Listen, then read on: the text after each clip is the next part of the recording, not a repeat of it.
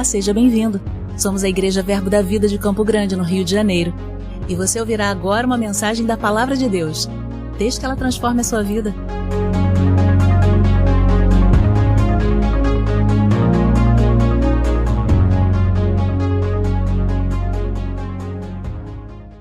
Aleluia. Sabe, às vezes a gente se coloca nesse nosso relacionamento de pai e filho, e às vezes a gente só apresenta diante de Deus as nossas necessidades, nossas aflições, mas às vezes tem dias que a gente precisa parar e admirar aquilo que Ele tem feito.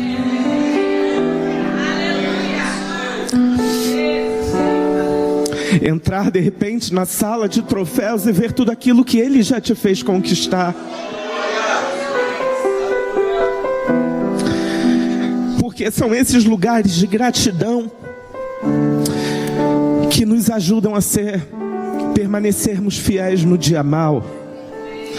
No dia que o mundo parece que se levanta contra nós, mas quando eu paro e olho tudo aquilo que Ele já fez, eu sei que eu não serei desamparado, eu sei que eu não serei confundido. Eu apenas paro e contemplo a grandeza do meu Deus, aquele que nunca mentiu e não vai começar agora. Ele não vai começar agora, Ele nunca errou e Ele não vai começar agora. Ele nunca esqueceu de um filho e Ele não vai começar com você.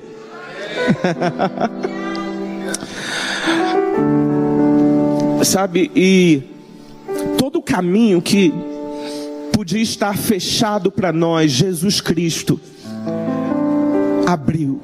E hoje nós temos livre acesso ao Pai. Porque realmente, querido, quando nesse mundo de muitas vozes, as adversidades se levantam, a circunstância se levanta, até mesmo o diabo tenta apresentar para você um cenário desfavorável e fazer você tropeçar na sua fé, você pode ter a certeza que o caminho que Jesus abriu para você, ninguém pode fechar. Você tem acesso ao Pai e pode entrar com ousadia, correr pelo novo e vivo caminho que Cristo abriu para você, e se achegar ousadamente diante do trono e se apresentar diante do Pai. É importante que a gente saiba que esse caminho foi aberto. Esse caminho, ele não apenas foi aberto no sentido onde metaforicamente eu falei que nós podemos correr e nos achegar, porque às vezes isso passa para nós uma ideia de eu estou aqui, Deus está lá e eu preciso ir até Ele. Mas quando Jesus abriu esse caminho, Ele permitiu que o céu tabernaculasse dentro de nós. Então, quando tudo quiser fazer parecer para você que Deus está longe, lembre-se, Deus está tão perto que Ele está dentro. E isso precisa te levantar por dentro, isso precisa te animar. Aleluia. Abra sua Bíblia em João no capítulo 4.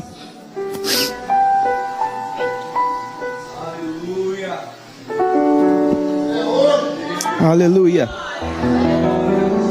Obrigado, Jesus. A partir do versículo 7, João capítulo 4, a partir do versículo 7, diz assim: Nisto veio uma mulher samaritana tirar água. Disse-lhe Jesus: dá-me de beber, pois seus discípulos tinham ido à cidade para comprar alimentos. Então lhe disse a mulher samaritana: como sendo tu judeu, pedes de beber a mim, que sou mulher samaritana? Porque os judeus não se dão como os samaritanos. Replicou-lhe Jesus: se conheceras o dom de Deus e quem é o que te pede, dá-me de beber, tu lhe pedirias e ele te daria água viva. Respondeu-lhe a ela: Senhor, tu não tens com que atirar e o poço é fundo. Onde, pois, tens a água viva? És tu porventura maior do que Jacó, o nosso pai, que nos deu o poço, do qual ele mesmo bebeu, e bem assim seus filhos e seu gado? Afirmou-lhe Jesus: quem beber desta água tornará a ter sede. Aquele, porém, que beber da água que eu lhe der, nunca mais terá sede. Pelo contrário, a água que eu lhe der será nele uma fonte a jorrar para a vida eterna. Vamos ler até aqui. Sabe, essa passagem vai falar sobre uma mulher que a princípio não estava entendendo bem aquilo que Jesus estava falando, e Jesus estava tentando apresentar àquela mulher uma água viva, uma água que homem nenhum poderia ter acesso senão através da própria vida de Jesus. E Jesus, ele pede àquela mulher uma água natural, mas ao mesmo tempo ele oferece uma água espiritual, uma água que poderia matar a sede daquela mulher. E Jesus disse: olha, aquele que beber da água que eu tenho para dar, jamais tornará a ter sede. Aleluia. No versículo 14, vai dizer: aquele, porém, que beber da água que eu lhe der, nunca mais terá sede. Pelo contrário, a água que eu lhe der será nele uma fonte a jorrar para a vida eterna. Porque existe algo de precioso aqui nessa passagem, que Jesus, ele apenas não oferece uma água, mas ele oferece que cada um de nós tenhamos essa água jorrando dentro de nós. Sabe, porque às vezes alguém pode dizer para você: se você caminhar tantos quilômetros, a tua oração vai ser ouvida. Se você fizer e apresentar algum sacrifício, a tua oração, o teu problema, a tua questão pode ser emocional, financeira, sei lá, pode ser atendida. Mas Jesus, ele está dizendo: eu não apenas tenho aquilo que mata a tua sede, como eu coloco definitivamente o acesso a essa água dentro de você. E ele diz que essa fonte, ela é uma fonte inesgotável, de tal maneira que ela jorra para a vida eterna. E a gente vai ver aqui nessa passagem que essa fonte que jorraria para a vida eterna, diz logo em seguida que Jesus, ele entra de maneira a oferecer essa fonte para aquela mulher, de modo a mudar a história e a realidade daquela mulher. Porque Jesus, ele vai dizer para aquela mulher: olha, eu sei que você já teve 5 maridos e o que você tem agora nem é seu. E aquela mulher, ela se espanta, porque Jesus, ele realmente se coloca ali como alguém que tem informações que não vêm de meios naturais, que não vinha porque ele era judeu, eles nem se conheciam, mas Jesus profeticamente se coloca para aquela mulher. E aí eu fico pensando, querido, sobre como nós, muitas vezes, filhos de Deus, reconectados, estamos com essa fonte jorrando dentro de nós, mas às vezes não conseguimos acessar essa fonte, porque permitimos que as vozes do mundo, as vozes da adversidade, as vozes da aflição e das circunstâncias façam você não enxergar essa fonte que já está dentro de você. E às vezes nós ficamos: Deus, mata a minha sede. Deus, por que é que você não mata a minha sede? Deus, por que é que isso acontece? Por que eu não consigo aquilo que eu quero? Por que eu não venço essa questão? Mas Deus está dizendo para você essa noite: existe dentro de você uma fonte que jorra para a vida eterna. Então somente olhe para aquilo que eu já depositei em você. Não há mais motivo para termos sede. Essa fonte jorra para a vida eterna. Isso significa que não existe nada que possa fazer essa água parar de jorrar. Até a eternidade essa água vai continuar jorrando. E E aquele que abastece essa fonte é o próprio Deus. E Ele está dizendo: a minha palavra não muda, eu continuo te abastecendo. Eu continuo sendo a tua fonte, e eu coloco dentro de você essa fonte, essa capacidade de jorrar, e de me alcançar, e de me ver, e de me perceber. Aleluia. Mas no capítulo de número 7, Jesus ele ainda vai além. No versículo de número 37 ele diz: no último dia, o grande dia da festa, levantou-se Jesus e exclamou: se alguém tem sede, venha a mim e beba. Quem crer em mim, como diz a Escritura, do seu interior fluirão rios de água viva. Isto ele disse com respeito ao Espírito que haviam de receber os que nele crescem, pois o Espírito até aquele momento não fora dado, porque Jesus não havia sido ainda glorificado. A gente vê numa passagem que quando Jesus ressuscita, no capítulo de João, no capítulo 20 de João, no versículo 20, vai dizer ali que Jesus sopra sobre os discípulos o seu Espírito. Isso nos remete ao Éden, isso nos remete à criação, quando o próprio Deus também sopra sobre o homem, que ainda era simples matéria, mas Deus coloca a vida novamente dentro desse homem. E essa experiência, que é a experiência do novo nascimento, é esse soprar do Espírito, que é como nós lemos no capítulo 4 de João, porque quando nós recebemos o Espírito, é a comparação dessa fonte que começa a jorrar dentro de nós. Mas antes de Jesus subir aos céus, ser glorificado, Ele faz uma promessa. Em Atos, no capítulo 1, versículo 8, a gente lê essa promessa quando Jesus diz: e recebereis poder quando descer sobre vós o Espírito Santo, para que sejam minhas testemunhas em Jerusalém, na Judeia, em Samaria e até os confins da terra. Sabe por quê, querido? Eu quero que você saia daqui nessa noite inspirado por Jesus, porque Ele não apenas permitiu que dentro de você houvesse uma fonte que te comunica direto com o Pai, como Ele também fez com que você pudesse acessar um nível superior, não apenas de uma fonte, de uma água tranquila, mas de um rio impetuoso que flui com poder, para que você seja testemunha de Jesus aqui na terra. Ele está dizendo: olha, eu não apenas quero resolver a tua vida, eu não quero apenas resolver as tuas questões pessoais, assim como Jesus tinha começado a resolver ali com aquela mulher samaritana. Eu não quero apenas que você tenha sua realidade transformada, porque esse é o poder da fonte. Ela nos reconecta, nos cura, nos sara. Mas eu quero que a água que flui de dentro de você flua através de você e alcance outras vidas. Eu quero que, assim como eu curei você, restaurei você, mudei a sua sorte, eu quero que você se apresente como um instrumento para mudar a vida de outras pessoas. Essa água não é apenas para a gente.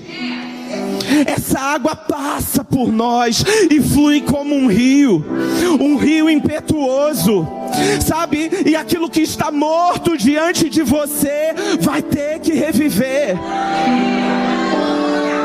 Não sei se é a situação da tua empresa, se é alguma questão na tua família. Querido, existe uma unção sobre a tua vida que te capacita a mudar realidades.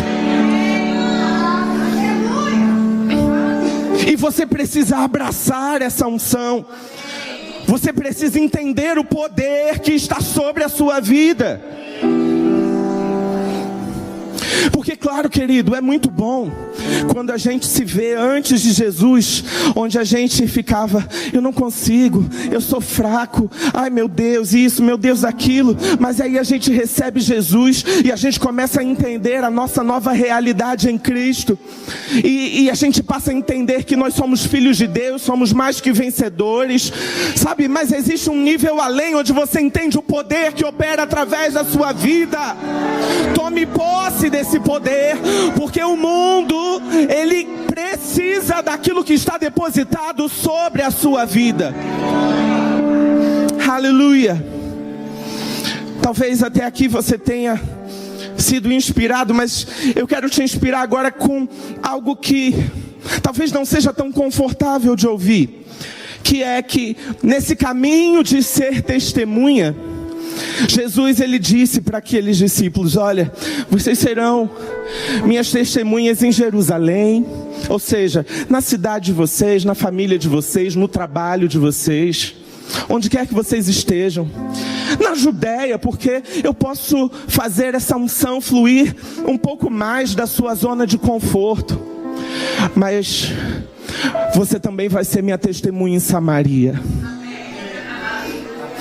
Eu digo isso, querido, porque Jesus não precisava, dentro da lógica espacial que ele estava fazendo, onde havia Jerusalém, Jerusalém estava na Judéia, e além da Judéia estavam os confins da terra. Ele não precisava citar Samaria, mas ele diz: Jerusalém, Judéia, Samaria. Vocês vão ter que passar por Samaria.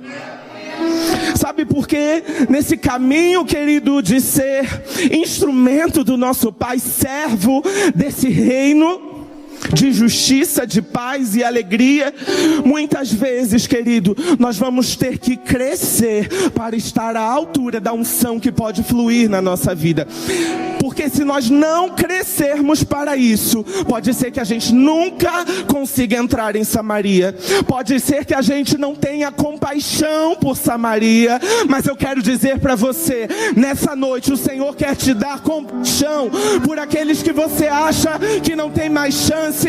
Ele quer fazer você orar, perder noites de sono com pessoas que você está dizendo: eu desisto. Mas Deus está dizendo: eu não desisti daquela pessoa, você não vai desistir também. Eu morri por você e eu morri por ela também. Qual é o familiar que você já abriu mão? Já abriu mão de orar, como quem diz: Senhor, esse familiar já se perdeu, mas o Senhor quer que você retome a compaixão e ore, e ore. Sabe, talvez você não tenha, nós sabemos pela palavra que a gente não pode tirar o livre-arbítrio das pessoas, mas a gente pode orar por favor e graça. A gente pode orar por livramento. A gente pode orar por boas influências. A gente pode orar por experiências. Porque isso é intercessão, é socorro. Sabe, às vezes todo mundo já passou por essa experiência de repente ir atravessar a rua e você não vê uma bicicleta, um carro, e alguém te pega pelo braço e diz: não vai, espera, olha o carro. Sabe, o Senhor quer te usar dessa forma. As pessoas, pelo seu próprio pecado, por estarem cegas, elas estão caminhando em direção a abismos, mas o Senhor quer nos usar para pegar essas pessoas pelo braço e dizer: você é de Deus, você é filho, você é amado. Sabe por quê? Às vezes a gente olha para Samaria e a gente vê os defeitos. A gente olha para Samaria e vê o pecado. A gente olha para Samaria e vê a ignorância. Mas o Senhor quer que você olhe para Samaria e veja filhos que não conhecem o seu pai. Filhos que precisam saber que Jesus morreu por eles também. Aleluia. Então, sei lá onde o Senhor tem te plantado. Eu sei que Ele me plantou num lugar, Ele plantou você em outro lugar. Cada um de nós, conhecemos pessoas completamente diferentes. E eu tenho certeza que o Senhor está nos confiando uma Samaria que nós devemos passar. Lugares onde só a sabedoria de Deus vai colocar na nossa boca a palavra perfeita. Lugares onde só Deus, só o Espírito Santo pode trazer revelação, pode trazer palavras de conhecimento e de sabedoria e impactar a vida de pessoas. Só Deus, só Deus. Aleluia. Sabe, e Jesus, ele enfrentou muitas dificuldades no seu ministério, na sua vida. Sim. Mas é até difícil dizer sobre a vida de Jesus o que metaforicamente representaria a Samaria que o próprio Jesus passou, porque ele teve tanta oposição dos romanos, oposição dos fariseus, oposição de todos os lados. Mas eu gosto de pensar que a Samaria de Jesus foi a revelação da sua própria missão, do propósito da sua vida. João, no capítulo 1, no versículo 29, vai falar sobre a passagem onde Jesus ele vai ao encontro de João Batista, com o propósito de ser batizado por João. E João, quando vê Jesus, diz assim: no dia seguinte viu João a Jesus que vinha para ele e disse: eis o Cordeiro de Deus que tira o pecado do mundo. Até aqui. Esse versículo, eu lembro do pastor Cláudio, quando ele fala que gosta de tirar a poética das coisas, porque às vezes a gente lê esse versículo, aí pensa a ovelhinha branquinha, fofinha, eu sou o cordeirinho, Jesus é meu pastor. A gente pensa nesse tipo de coisa, mas o que está escrito aqui é: Jesus é o Cordeiro que tira o pecado. Está falando de sacrifício. O que João Batista estava dizendo: o pecado de todo mundo vai ser retirado através dele. Ele é o sacrifício que tira o pecado do mundo. E eu gosto de pensar que essa é a Samaria de Jesus, porque foi quando Jesus teve que passar por esse lugar de morte e de sacrifício. Foi quando ele falou: Jesus, meu Deus, meu Pai, se possível, afasta de mim esse cálice. Porque é assim que a gente sente naqueles lugares de desconforto, naqueles lugares que a gente muitas vezes não quer entrar. Se a gente pudesse, a gente não abria a nossa boca. Sabe, esse foi o lugar onde Jesus ele se apresenta em oração e diz: Pai, se possível, afasta de mim esse cálice.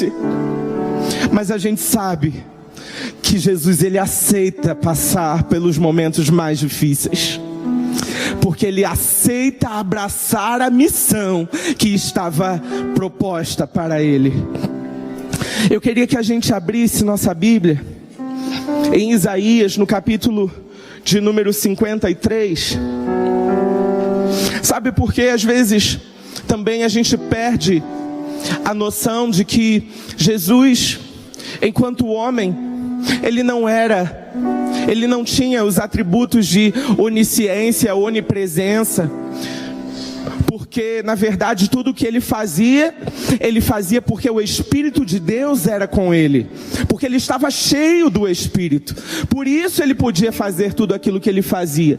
Mas a respeito de chamado, a respeito de propósito, ele teve que se encontrar na palavra, ele teve que crescer e amadurecer. A palavra diz que ele cresceu em graça, em conhecimento. Então significa que Jesus ele não nasceu pronto como uma criança super poderosa. Não, ele precisou amadurecer para estar à altura, e até que chegou o tempo dele se manifestar enquanto Filho de Deus. Levou tempo e ele precisou se reconhecer nas Escrituras.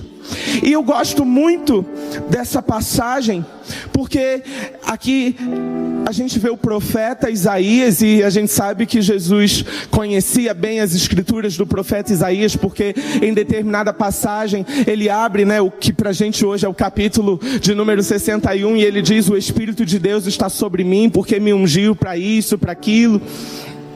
Mas eu queria que a gente lesse agora o capítulo de número 53, a partir do versículo 4, que diz: certamente Ele tomou sobre si as nossas enfermidades e as nossas dores levou sobre si. E nós o reputávamos por aflito, ferido de Deus e oprimido, mas Ele foi transpassado pelas nossas transgressões e moído pelas nossas iniquidades. O castigo que nos traz a paz estava sobre Ele, e pelas suas pisaduras nós fomos sarados. Todos nós andávamos desgarrados como ovelhas, cada um se desviava pelo caminho, mas o Senhor fez cair sobre Ele a iniquidade de nós todos. Ele foi oprimido e humilhado, mas não abriu a boca. Como cordeiro foi levado ao matadouro, e como ovelha muda perante os seus tosquiadores, Ele não abriu a boca. Por juízo o opressor foi arrebatado, e da sua linhagem quem dela cogitou? Porquanto foi cortado da terra dos viventes, por causa da transgressão do meu povo, Ele foi ferido. E no versículo... vamos continuar. No 10. Todavia o Senhor agradou moê-lo, fazendo-o enfermar. Quando der a ele a sua alma como oferta pelo pecado, verá a sua prosperidade e prolongará os seus dias. E a vontade do Senhor prosperará nas suas mãos. Ele verá o fruto do seu penoso trabalho de sua alma e ficará satisfeito. Em outras versões vai dizer: ele verá o fruto do seu penoso trabalho e se alegrará. Por que eu li essa passagem? Porque, querido, Jesus, Ele leu essa passagem. E hoje nós lemos e nos alegramos, porque vemos como essa passagem nos informa que verdadeiramente Ele levou sobre Ele as nossas enfermidades, e pelas suas pisaduras nós fomos sarados. Ei! Isso é alegria pra gente. Mas eu fico me colocando no lugar de Jesus, lendo essa passagem e não enxergando a cura para Ele, enxergando a dor. Não enxergando ser sarado, mas enxergando a enfermidade. Mas o versículo 11 garante que Ele viu não o seu trabalho, Ele viu o fruto do seu trabalho. E porque Ele viu o fruto, Ele se alegrou. Sabe, querido, porque às vezes você precisa ver as situações com olhos espirituais. Talvez você esteja vendo a oposição e só está vendo a oposição. Talvez você esteja vendo a falta, a circunstância, a adversidade e só está vendo isso. Mas, querido, comece a ver a influência. Comece a ver o diabo com raiva da sua vida, porque isso te levanta por dentro. Aleluia! Jesus, Ele não foi parado porque viu a sua dor, mas Ele foi motivado porque Ele viu o fruto do seu penoso trabalho. Ele viu a mim, Ele viu você. E quando Ele nos viu, Ele se alegrou. E quando... eu gosto de pensar que quando Ele diz: Senhor, se possível, afasta de mim esse cálice, é nesse momento que Ele lembra do fruto do seu penoso trabalho e diz: todavia, meu Pai, seja feita a tua vontade e não a minha. E eu queria te inspirar, querido, porque Deus, Ele quer escrever uma história linda através da sua vida nesse tempo. Eu quero dizer que você não nasceu à toa. Você não está vagando por esse mundo esperando a sua morte. Você não nasceu por acaso, por acidente. Você nasceu na plenitude do seu tempo, para impactar justamente as pessoas que estão à sua volta. Sabe, e essa dor, essa circunstância, esse dia mau, Sim, faz parte do penoso trabalho, mas eu quero dizer para você, não olhe para o seu penoso trabalho, mas olhe para o fruto do penoso trabalho, e se alegre, e se alegre, e se alegre, alegrai-vos, mais uma vez eu digo, alegrai-vos, aleluia, porque nesse caminho de ser o Cordeiro de Deus que tira o pecado do mundo, não foi só a dor, não foi só o sacrifício, mas foram muitas questões acontecendo ao mesmo tempo. Quando a gente pensa que Jesus, quando ele termina de orar, é naquele momento que ele vai ser preso, e Judas vem até ele, dá um abraço nele, e depois dá um beijo, e Jesus naquele momento, ele vira para Judas e diz: amigo, pensa que com um beijo é que traz o Filho do Homem? E isso, querido, faz a gente pensar, porque a gente sabe que Jesus, porque era santo, ele não era debochado, ele não era irônico. Quando Jesus chama Judas de amigo, ele está chamando Judas de amigo. Isso significa isso faz a gente entender que Jesus entende o que Judas fez, mas ele não muda a opinião dele acerca de Judas. Eu digo isso, querido, porque às vezes a gente rotula Judas de uma forma, né? O traidor, aquele que causou dor ao nosso precioso e amado Jesus, sabe, mas nem Jesus colocou sobre ele essa condenação. Se Judas se suicidou, não foi por causa de Jesus, era ele e com a influência que ele abriu espaço para atuar na vida dele. A parte de Jesus era manter a opinião dele a respeito de Judas. Judas, eu olho para você e eu posso não concordar, não gostar daquilo que você fez, mas eu continuo te chamando de amigo. Então eu entendo que no meio de tentar entender toda a dor que Jesus havia por passar, Jesus também teve que lidar com a traição do seu próprio amigo. Então eu quero dizer, sim, querido, na vida com Deus nós vamos passar por aflições e muitas vezes serão traições de amigos. Sim, acontece. E talvez o pior disso tudo é que a traição, ela é uma arma que só está na mão de quem a gente ama. Porque a pessoa que a gente não espera nada dela, ela não tem poder de trair a gente, porque a gente já não espera nada dela mesmo. Mas quando a gente tem alguém que ama e essa pessoa nos decepciona, muitas vezes a gente diz: olha, me dá um tempo, não quero te ver, depois a gente se fala. Mas sabe, Deus, ele não faz assim com a gente. E Deus, ele quer nos inspirar que a gente passe a agir com os outros com a mesma graça que ele age com a gente. Então eu quero dizer para você, querido, perdoa, libera perdão, tira o jugo, tira o rótulo. Sabe, a falta de perdão, o ressentimento, diz um escritor, eu esqueci o autor, mas ele vai dizer que é como um veneno, onde você toma e espera que o outro morra. Não faça isso com você.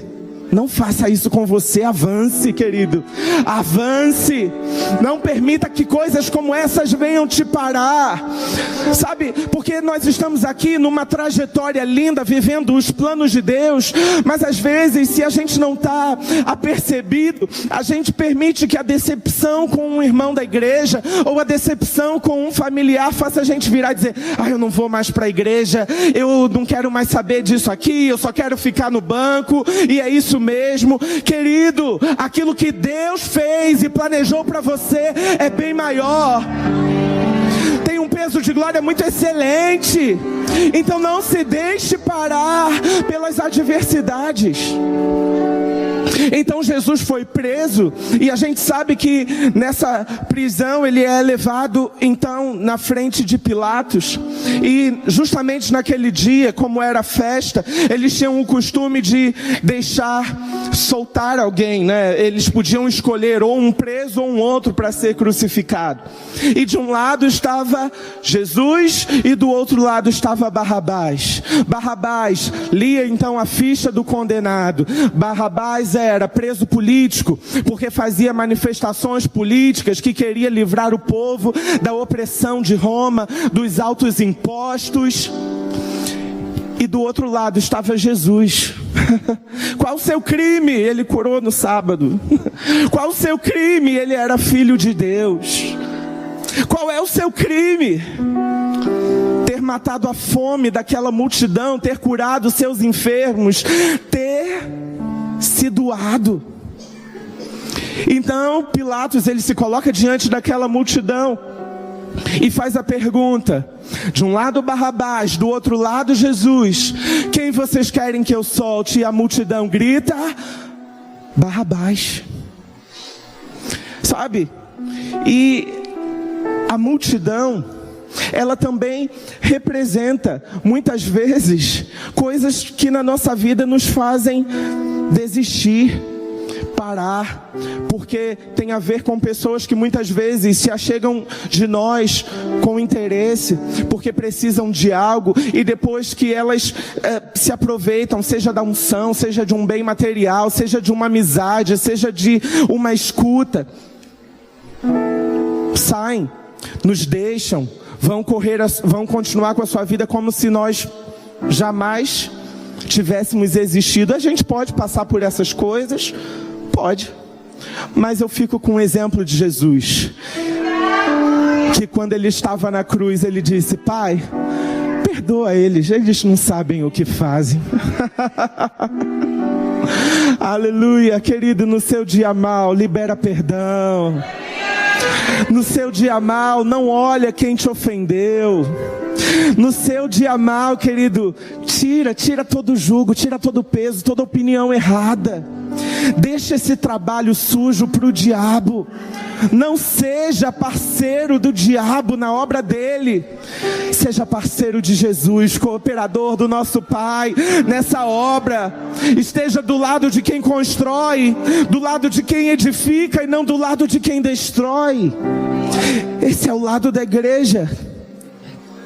E depois, ainda passando nesse processo, a gente vê o próprio Pilatos, que podia ter dito: olha só, vocês estão de brincadeira, né? Tem aqui um homem que tem uma ficha suja, o outro não fez nada demais, vamos salvar Jesus. Mas Pilatos, ele faz algo que eu acredito que tem muito a ver com o motivo de nós estarmos aqui hoje, algo que, na verdade, é algo que o Senhor quer comunicar a algumas pessoas aqui hoje, que é cuidado com a indiferença.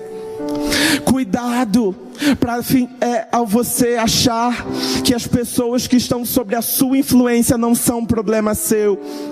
Se o Senhor te plantou em algum lugar, é porque Ele quer que você realize alguma coisa para a vida daquelas pessoas. Sabe, às vezes nós estamos simplesmente lavando as nossas mãos e dizendo: sabe, isso não é problema meu, mas eu quero te dizer, é problema seu sim. Esse familiar precisa de você. Esse amigo de trabalho precisa de você. Esse vizinho precisa de você. Esse vizinho, querido, quando ele ligar um som alto que não te agrada, ele não precisa que você chame a polícia. Ele precisa que você seja luz e bênção na vida dele. Ele não precisa que você vire a cara para ele. Ele precisa que você o ajude quando ele estiver em necessidade e demonstre o amor do nosso Pai. Sabe, quando você estiver naquela situação embaraçosa, onde as pessoas querem praticar o pecado, seja de imoralidade, de palavras sujas ou de falar mal de alguém, sabe, seja a luz, represente o reino que você faz parte. Aleluia.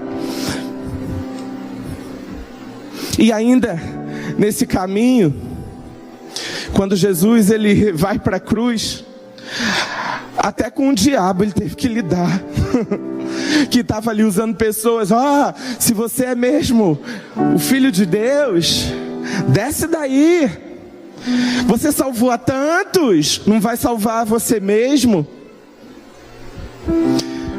E eu fico pensando, eu tenho, na verdade, uma inclinação com pessoas nessa noite que entraram aqui com alguns sintomas físicos no seu corpo e estão se perguntando: Senhor, por que o Senhor não manifestou sua cura? Porque eu vi tantas pessoas sendo curadas e eu não fui. Querido, eu quero dizer para você: permaneça firme na sua confissão de fé. Combata o bom combate da fé e não perca a sua declaração. Existem milagres que são instantâneos, mas existem milagres que a gente recebe enquanto declara a nossa fé. Então não perca a sua confissão de fé. Porque o diabo, ele quer que quando você está ali prestes a realizar aquilo que Deus pediu para você realizar, ele chacoalha, ele quer te tirar daquela posição, mas você tem que estar ligado e permanecer firme, combatendo o bom combate da fé, que é estar firme, posicionado, confessando aquilo que Deus te inspirou a confessar. Então, se ele diz para você que você é curado, não permita que outra coisa saia da sua boca. Talvez a sua empresa tenha entrado numa crise, mas não permita que outra confissão saia da sua boca, senão é de dizer: eu continuo sendo próspero, as minhas contas estão pagas, a minha despensa está cheia. Porque o diabo, ele pinta um cenário, mas eu quero dizer: seja todo homem falso, mas Deus verdadeiro. A palavra dele não muda, a palavra dele não falha. Até que Jesus, ele chega na cruz, e ali ele lembra de um salmo. Querido, suas mãos estavam furadas, tinha uma coroa de espinho na sua cabeça. Quem vai lembrar de salmo nessa hora? Mas naquele momento ele recita o salmo de número 22 e diz: Eli, Eli, lama sabachthani, que diz: Deus meu, por que me desamparaste? Naquele momento a profecia do rei Davi acerca de Jesus estava se cumprindo. Primeiro porque é a primeira vez que Jesus não se refere a Deus como Pai, mas a Deus como Deus. Porque é isso que o pecado fez quando entrou no mundo. O homem que era filho passou a ser homem, caído, sem Deus. Mas ele diz: Eli, Eli, lama sabachthani, Deus meu, por que me desamparaste?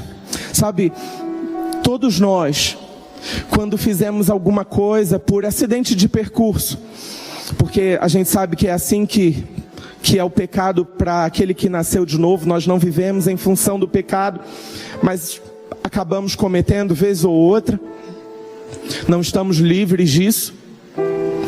Mas quando nós fazemos, o Espírito Santo por dentro, ele nos comunica, e a gente sente aquele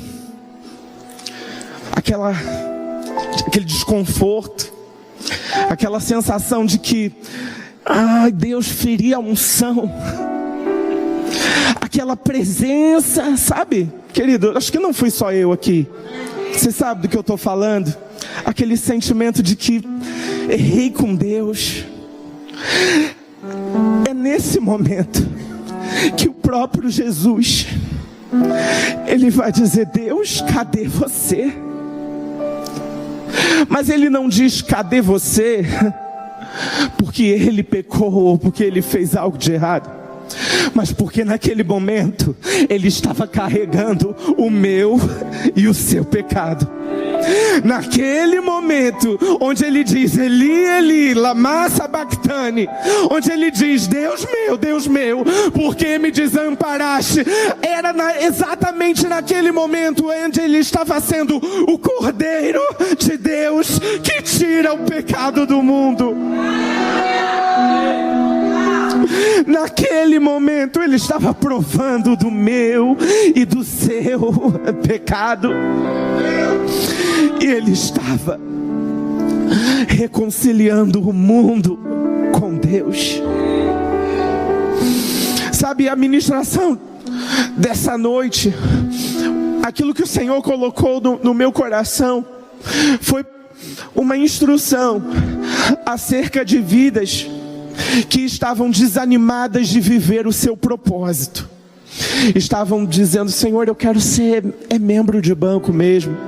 Eu me decepcionei no passado. Não quero mais isso para mim não. Sabe, porque parcialmente eu te entendo. Porque quanto mais a gente faz a vontade de Deus, a gente vai passando de fases e, como a gente costuma brincar de vez em quando aqui, cada vez que a gente passa de fase, o inimigo fica mais forte. Então eu entendo o que você quer dizer. Mas sabe, existe uma graça de Deus para você nesse tempo.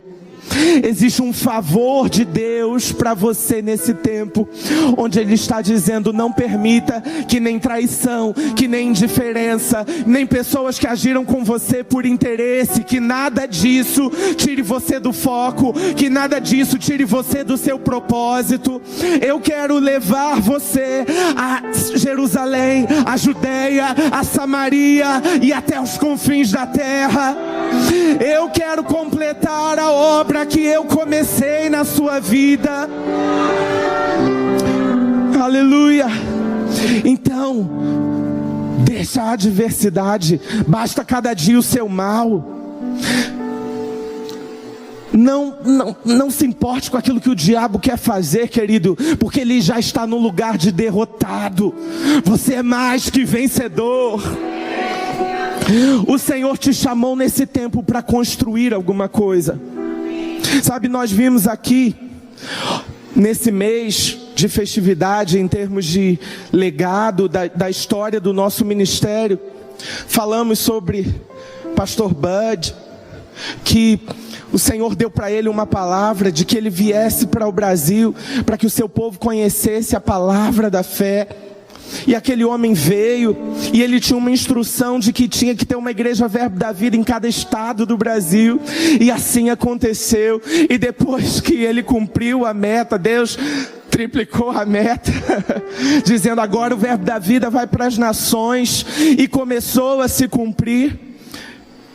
Sabe, ele não viu todo o cumprimento da promessa, mas nós estamos aqui para dar prosseguimento à promessa. Nós estamos aqui como fruto de um legado que começou num homem, mas na verdade não começou nele, passou por ele e está passando por nós no dia de hoje. E eu quero dizer para você, querido, abrace o propósito de Deus para a sua vida. Quero chamar o Ministério de Música. E eu queria, querido, que nessa noite, primeiramente, a gente simplesmente agradecesse ao Senhor. Sabe, com a mesma motivação que nós começamos essa ministração. Eu queria que nós, de maneira apaixonada, é estranho, né? Mas de maneira intensa e sincera,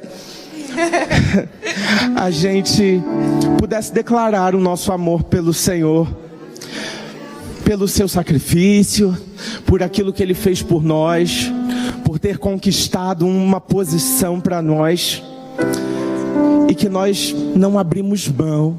Vamos cantar sobre a bondade de Deus. Você pode se colocar de pé. Erga as suas mãos em adoração ao Senhor. Diga palavras que o exaltem.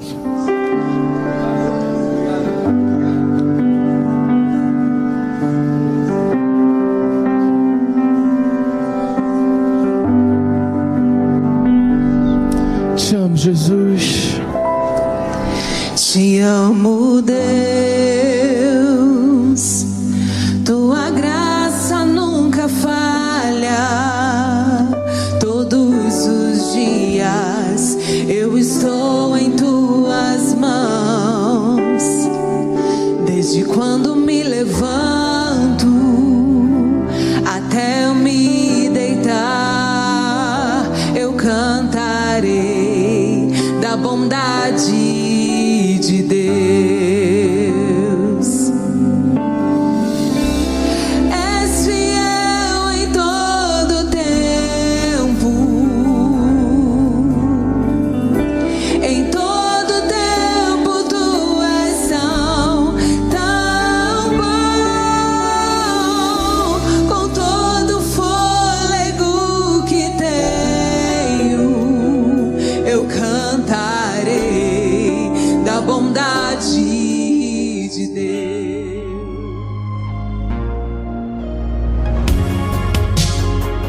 ouça outras ministrações em nosso site verbodavida.com/Campo Grande RJ. Nos acompanhe também em nossas redes sociais, Facebook, Instagram e YouTube.